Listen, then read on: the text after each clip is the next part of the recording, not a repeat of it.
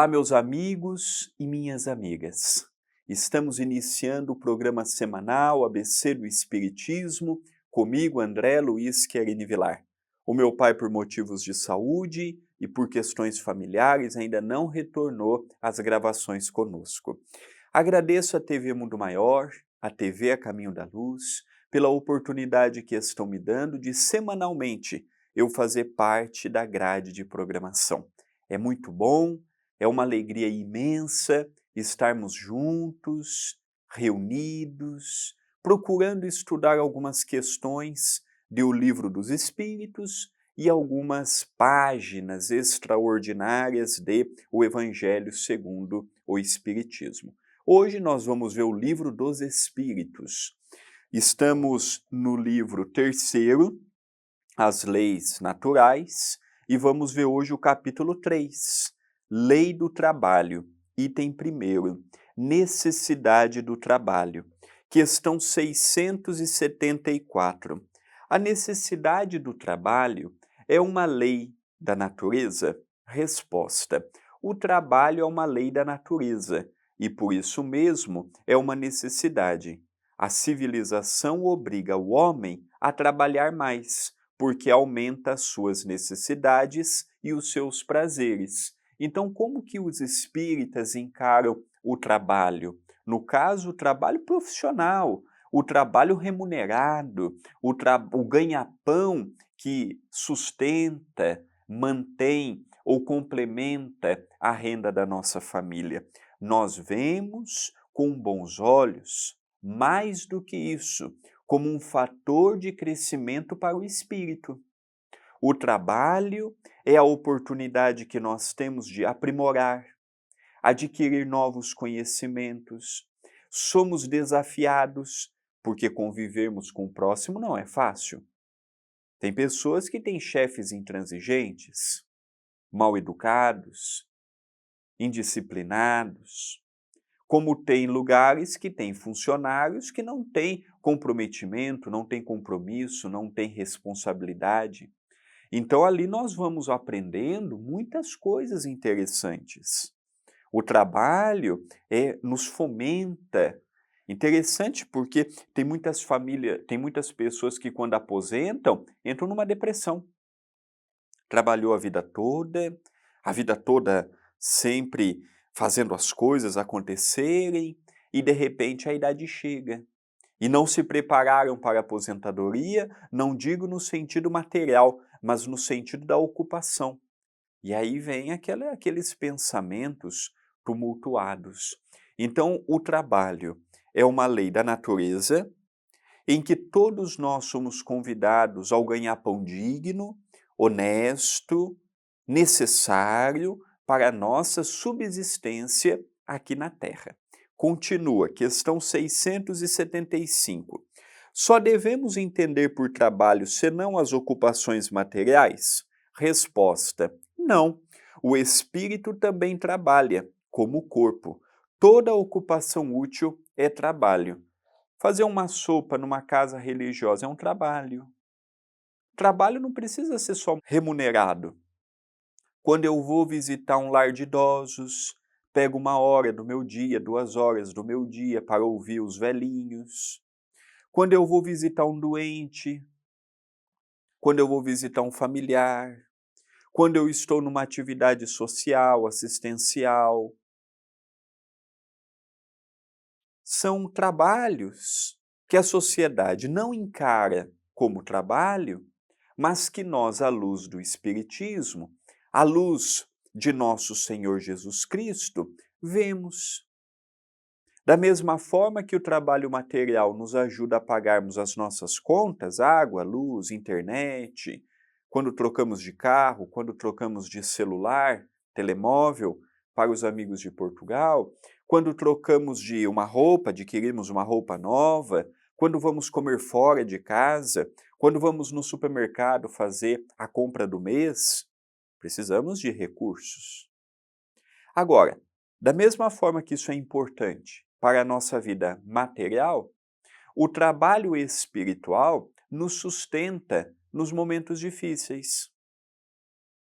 O trabalho assistencial nos dá ânimo e coragem para seguirmos a nossa própria jornada.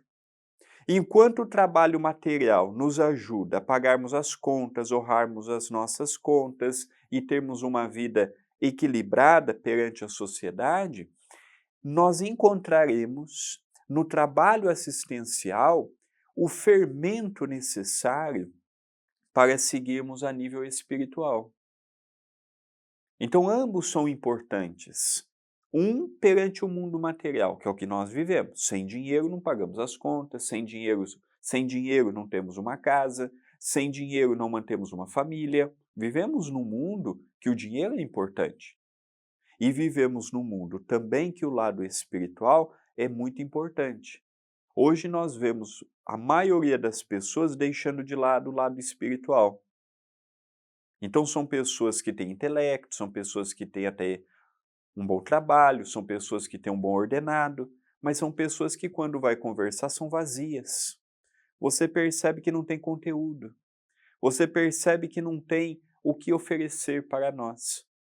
Então, Chico Xavier dizia, através de Emmanuel, o seu benfeitor, que a nossa evolução é a feição de um pássaro. E os pássaros possuem duas asas. Uma é a asa da moralidade, a outra da intelectualidade.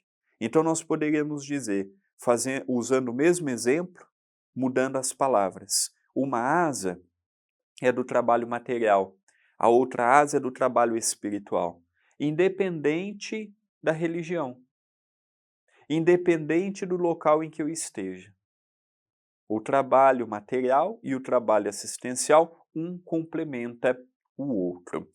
Questão 676. Por que o trabalho é imposto ao homem? Resposta. É uma consequência da sua natureza corpórea. É uma expiação e, ao mesmo tempo, um meio de aperfeiçoar a sua inteligência. Sem o trabalho, o homem permaneceria na infância intelectual. Eis porque ele deve a sua alimentação, a sua segurança e o seu bem-estar ao seu trabalho e à sua atividade. Ao que é de físico franzino, Deus concebeu a inteligência para o compensar, mas há sempre trabalho. Então há trabalho para aqueles que têm uma grande inteligência, há trabalhos para aqueles que têm um corpo preparado para atividades mais duras. Trabalho há para todos. É verdade que, na atualidade, nós estamos com um número no Brasil e no mundo imenso de desempregados. Então nós vemos aí pessoas com um belo currículo e que não têm emprego. Eu me lembro que na pandemia, 2021 mais ou menos, depois de um ano já de pandemia, vinham aqueles homens na casa dos seus 40, 50 anos, que trabalhou a vida toda e que foram mandados embora. Cortes salariais, enxugar a receita de pagamento, e eles foram mandados embora. Muitos deles eram por tempo de serviço, tudo, eram os que tinham os maiores salários ali dentro. E aí você via eles indo pegar uma marmitex envergonhados. Não estavam ali porque queriam, se pudessem não estariam. Mas ou estariam ali ou não tinham o que comer. Então nós percebemos que, na atualidade, o número de desempregado é grande. Mas também encontramos, por outro lado, muitos empregos que hoje as pessoas já não se interessam mais. Nós temos aqui na casa o Valdeci, por exemplo, que ele mora num sítio. E ele me fala da dificuldade de arranjar pessoas para trabalhar numa lavoura, por exemplo. Hoje os jovens já não querem mais. Estava conversando com uma companheira da casa a respeito de obras, construção civil, e a idade média de um pedreiro é de 40 anos para cima. Hoje você não vê pedreiros de 18 anos, 20 anos, 25 anos, ninguém quer. E quando a pessoa sabe trabalhar e se dedica, é uma profissão que dá uma renda boa se a pessoa souber utilizar o dinheiro. Marceneiro. Hoje você não tem mais marceneiro. Você já não encontra mais. Tem muitas profissões dessas manuais que eu estou dizendo que você não tem reposição. Então você às vezes vê aí pessoas de 40, 45 anos para frente. E quantas pessoas não queriam reformar uma casa, não queriam pintar uma casa, aí você vai encontrar um pintor bom, um encanador bom, você vai encontrar um pedreiro bom, ele fala para você, ó, eu consigo para daqui a 2 meses, 3 meses, 4 meses. Então tem muitas áreas que realmente falta emprego para ali. Agora, há muitas áreas também que as pessoas não querem. Tem muitas atividades que precisam de pessoas e que não há candidatos. Hoje o jovem quer muito trabalho que ganha pouco, que ganha muito e faz pouco. Hoje é o que o jovem quer. Não quer esforço, não quer dedicação, não quer chefe falando na cabeça, não quer responsabilidade. Por quê? Porque não tiveram isso da mãe e do pai. Então aprenderam a viver livres e querem ter um emprego que vai ser livre também. Aquele lá que você faz o que quer. Então hoje tem pessoas que vão trabalhar de manhã, não passa a tarde nem para receber. Tá assim. Não se qualificam, não se preparam, não correm atrás. Então nós vemos que o trabalho é uma necessidade. O trabalho é uma bênção que nós temos em nossa vida. Agora, tem pessoas que fazem dele um martírio. Tem pessoas que fazem dele um castigo. Tem pessoas que fazem dele um menosprezo. Como nós devemos lidar com isso? Com respeito. Cada um pensa de uma forma. Agora, quando eu trabalho com amor, já dizia um sábio da antiguidade, o trabalho se torna um prazer.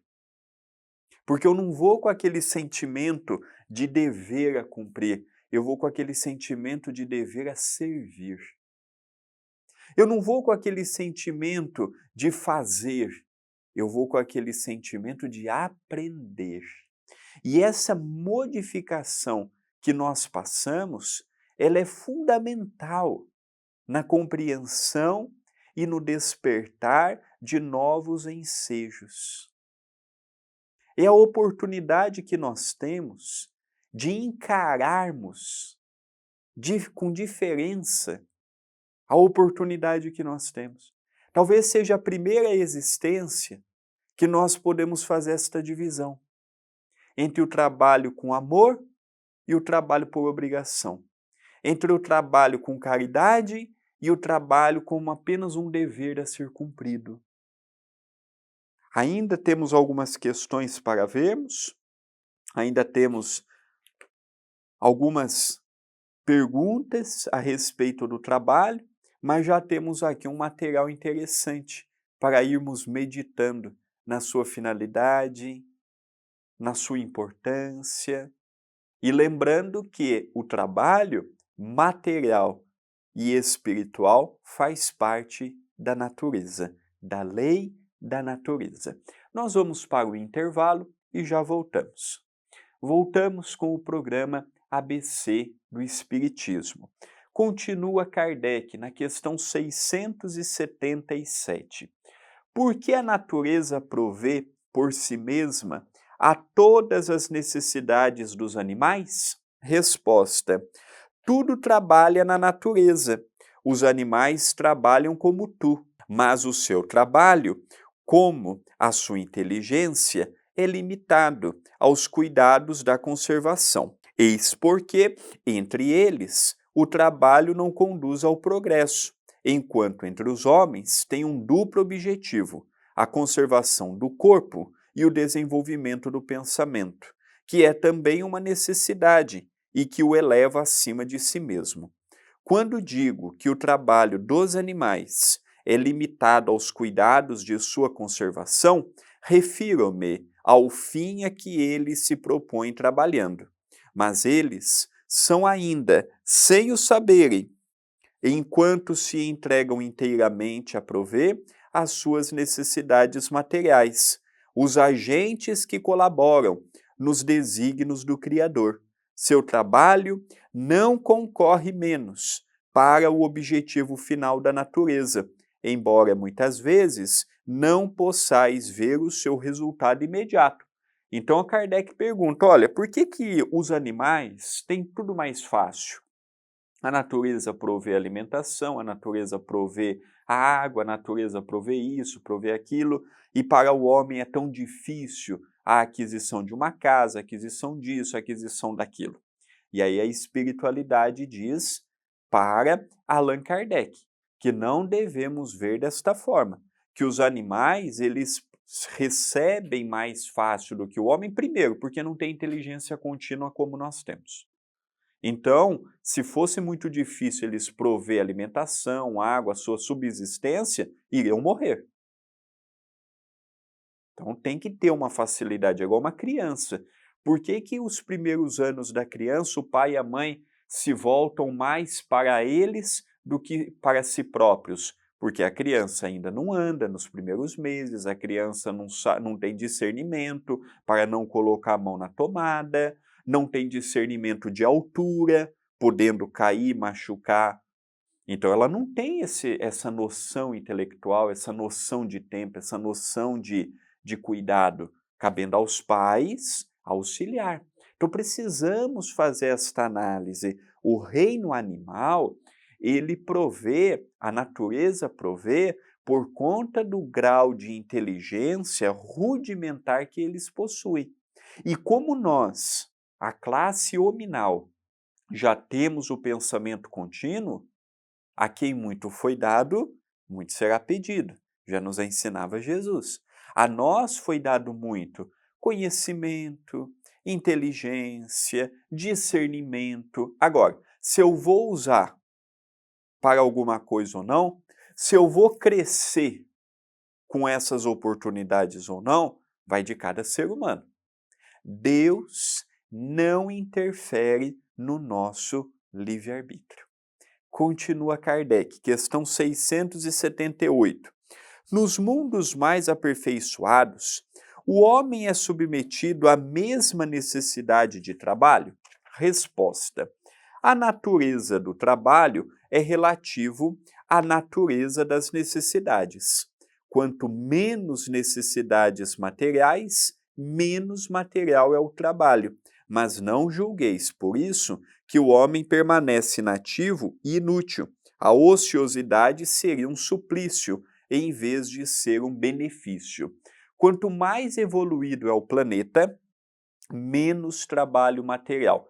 Isso nós vemos, por exemplo, dentro do nosso planeta Terra, os países de primeiro mundo, que já têm uma tecnologia. O esforço para eles é menor do que um país de terceiro mundo que não tem tanta tecnologia. Aqui na cidade de Itapira, nós temos uma usina que há 30 anos atrás, 20 anos atrás, na época da colheita, vinham ônibus e mais ônibus da região nordeste do Brasil. Pessoas que precisavam trabalhar vinham, ganhavam seu dinheiro, juntavam seu dinheiro e retornavam para a Bahia, para o Ceará, para o nordeste do Brasil. Era muito frequente, anualmente vinha 1, 2, 3, 4 ônibus de lá. Hoje, o que você precisava de 100 homens, 80 homens, 200 homens, hoje na mesma empresa, na usina, com uma máquina, um trator, altamente equipado, modernizado, você faz em tempo menor, com uma perfeição maior, o que fazia 100, 200 homens. Imagina, naquela altura, usavam um facão, quantos não se machucavam? Usavam aqueles agrotóxicos, aqueles venenos, aquelas coisas, quantos não ficaram doentes? Trabalhar no sol ou na chuva, de manhã até o fim do dia, 20 e poucos graus, 30 e poucos graus, desumano, mas não tinha o que ser feito. Então hoje eles trabalham numa cabine fechada com ar-condicionado. E tem que fazer cursos, tem que se preparar, ele tem diante dele um equipamento moderníssimo. Então nós percebemos que quanto mais evoluído é um planeta, ou agora nós poderíamos trazer para a nossa realidade, quanto mais evoluído é um país, menos material é o trabalho, menos braçal é o trabalho. Olha como que era o trabalho na Idade Média, olha como o trabalho é hoje. Vamos ver, vamos conversar com os nossos pais, quem tem os pais vivos. Vamos conversar com os nossos avós, quem tem os avós vivos. Vamos perguntar como é que era o trabalho há 50 anos atrás, há 80 anos atrás, e vamos fazer um comparativo com hoje. Vamos fazer uma análise. Tem muitos que estão me assistindo que pode ter nascido em casa de uma parteira. Hoje, eu acompanhei o nascimento da Catarina no hospital, não foi o caso da Carol, foi cesariana, mas não foi com dia e horário marcado, porque a Catarina quis vir uma semana antes do previsto, uma semana, 10 dias antes do previsto, mas hoje você marca com a médica, marca com o hospital, o dia que você quer dar à luz. É como se você fosse no hotel. É como se você fosse fazer uma viagem, você vai naquele dia, com segurança, com o anestesista, com a enfermagem, com o médico, com o pediatra que já vai estar ali pronto para receber a criança, para pesar, para medir, para ver fisicamente se a criança precisa de alguma ajuda. Olha como é que eram os nascimentos há 50, 60 anos atrás. Quantas crianças não morriam por falta de higiene, porque às vezes dava luz em casa, nem sempre era esterilizado. Imagina o sofrimento para a mulher dar luz em casa. A parteira tinha muita boa vontade, tinha muito amor, mas não tinha conhecimento quase nenhum de medicina. Quantas mães não morriam no parto? Quantas crianças não morriam ao nascerem? Então, tudo vai evoluindo. Tem seu preço? Tem. Hoje o custo de vida está mais elevado? Está. Hoje precisamos trabalhar mais tempo para complementar a nossa renda? Precisamos. Hoje é comum nós vermos pessoas com 2 empregos, pessoas trabalhando durante a semana e no final de semana pegando algum bico. Quem tem criança pequena, como é o meu caso, vê como subiu para manter uma criança. Quem tem idosos em casa, quem tem doentes em casa. Quando nós precisamos de determinadas medicações de período contínuo, o preço dos remédios, às vezes o governo, naquele remédio específico, não dá um subsídio. Então a vida vai, em alguns pontos, melhorando, em outros piorando, em outros estacionando, e nós vamos tendo que viver com a cabeça de hoje. Tem pessoas que querem viver com a cabeça do pai e da mãe, só que aquela foi outra época.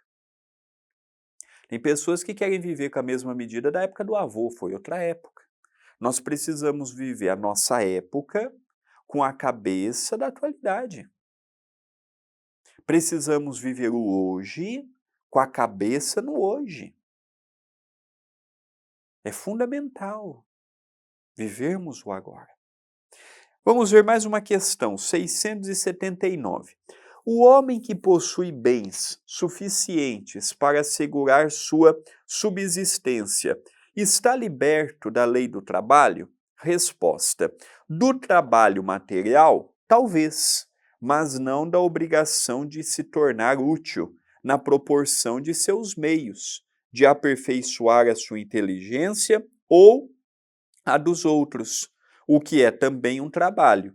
Se o homem a quem Deus concedeu bens suficientes para assegurar sua subsistência não está obrigado a comer o pão com o suor da fronte, a obrigação de ser útil a seus semelhantes é tanto maior para ele, quanto a parte que lhe coube, por adiantamento, lhe der maior lazer para fazer o bem.